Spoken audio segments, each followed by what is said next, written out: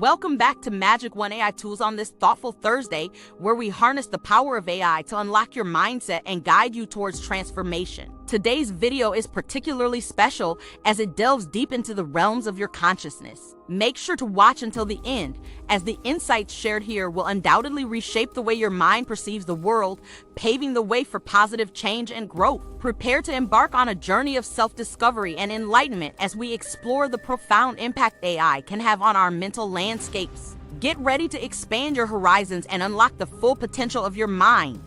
You must be able to get to this place in your life where you don't use the evidence of your senses, what your eyes tell you, what your ears tell you want to be able to be. A place where you are living from the end, as if what you would like to manifest is already there. We hold ourselves back with self-limiting beliefs.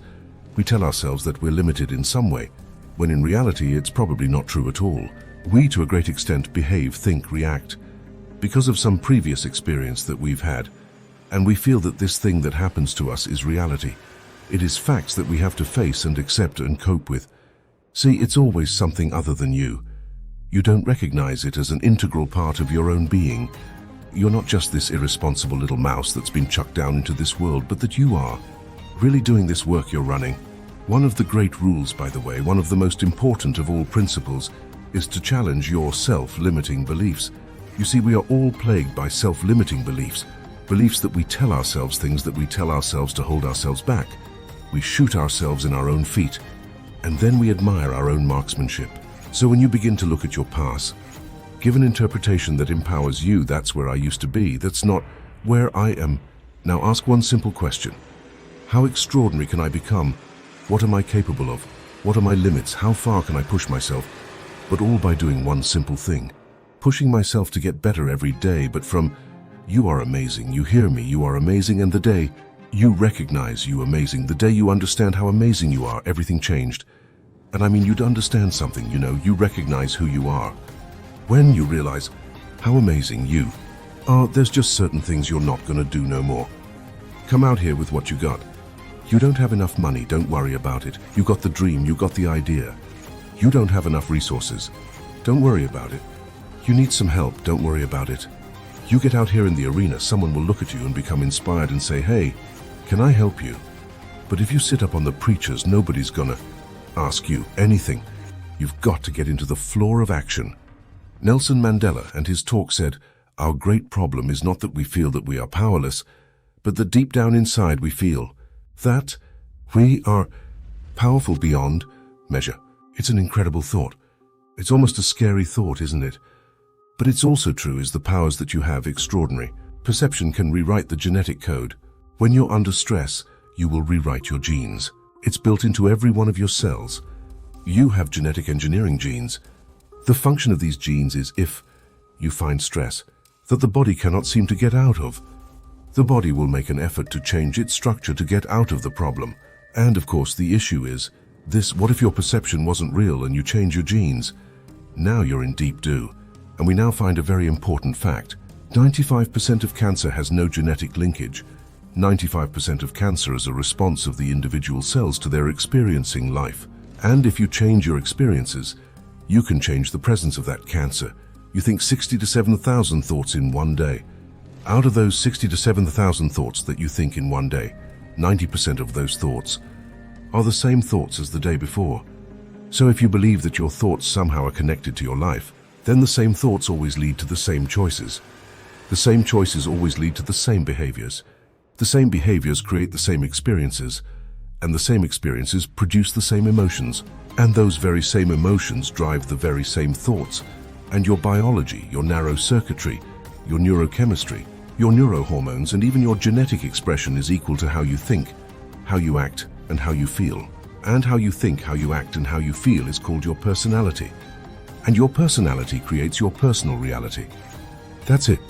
So then, if you wanted to create a new personal reality, a new life, then you would have to start thinking about what you've been thinking about, and changing, you would have to become aware of your unconscious thoughts and observe them. You would have to pay attention to your automatic habits and behaviors and modify them. And you would have to look at the emotions you live by every single day that are connected to your past and decide if those emotions belong in your future. You see, most people try to create a new personal reality as the same personality, and it doesn't work. You literally have to become someone else. Prayer works, but not the way that your brain...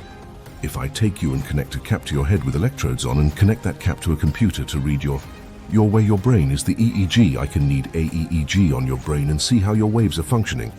I can tell you if you're in a low frequency state or a high frequency state, based off of your brain waves. If you're an emotion of fear, doubt, anguish, begging, which is praying. The typical person begs when they pray. That's low frequency.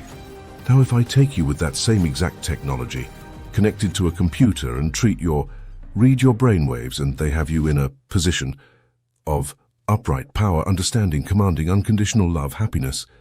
Now it's going to be high frequency waves going to the computer. The universe reads waves, low frequency and high frequency, knows low and high, and guess what? It's going to give you back whatever you give it. You're running around here begging and pleading and hoping and wishing and scrapping around. You're going to get the same kind of garbage back in your life until you stand up and draw a line in the sand and command your existence, command your potential, command who you are, command your outcomes to happen. You're going to be suffering. The reason why I command my realities is because I know the powers inside of me, so I command myself. I don't get on an airplane and pray to arrive at my destination safely. I command. I arrive at my desk. Station safety. I command it. Why? Because the same power of the Creator is inside of my body. I don't please help me make sure I get there right on time and I arrive safely. No, it's a slave's mentality. I'm not a slave. I got the power of the Creator flowing through every atom in my body so that I have a fractal of that power in me. I'm gonna command things with confidence. My prayer is I commanded, that's it. I'm done, that's the whole prayer, that's the whole prayer. There's nothing else for me to say, there's nothing else to say. Commanded, walk in your true power. Another major assumption is that we're equivalent to genetic automatons. We have genes, they control us. We don't control the genes, and therefore we're sort of like victims of our heredity. You got cancer running in your family, say, oh my goodness, I'm gonna get the cancer. I got the genes, or Alzheimer's or diabetes, whatever.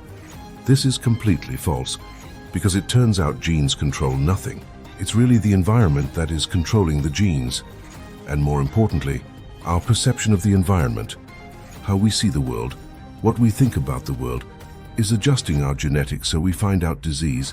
1% of diseases connect to the genetics, 90% or more of diseases connected to how we live in the world.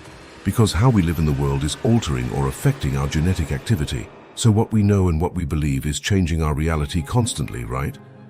Because the new scientists called epigenetics, and what it means is this: our beliefs and how we see the world. We change our genetics, so rather than being victims, which we have believed all the way up to now, we are the masters. We change our genetics just by how we respond to the world. So we can change our responses, which means then we can change our genetic. So we're not victims. And one of the most personally exciting things that happened to my life was to recognize that I was not a victim of my genes or a victim of my society, that I actually am a creator of my life. And once understanding that nature and expressing that creativity, I profoundly changed my life from being a victim to being a master of my creation. And today I have such a wonderful life that it actually has no comparison to the first 40 years of my life, where I lived under the programming that I received as a child. Today I've created such a joyous, wonderful life that I look forward every day to waking up to have another day on this beautiful planet. It's very interesting that I'm a worker. Right now, the next to that I know. And that's not bad. I'm the also. What's the... Every day that you wake up, remember someone else did not. You are alive for a reason. Those voices in your head telling you to turn back, telling you that they'll fail. But I failed in the past. I fell flat on my face. Listen to me, you can't have a better tomorrow if you're too busy thinking about yesterday and times of adversity. You do not have an obstacle to deal with, you have a choice to make. It's no different because we've messed up because you fell off the wagon. You've been on alcohol and drugs and you gave up on life, you dropped out. You've been to jail 1 time, 2 times, 3 times. You want your dream to happen and you're putting in your work and nothing's happening yet. I promise you, if you keep pushing, if you keep giving me all your effort, it will happen. Mike Tyson, no matter how far you have sunk, no matter how hard you have fallen, you've got enough grits, you've got enough grace, you've got enough faith. You've got enough courage to stand up. It's so wise. I will rise.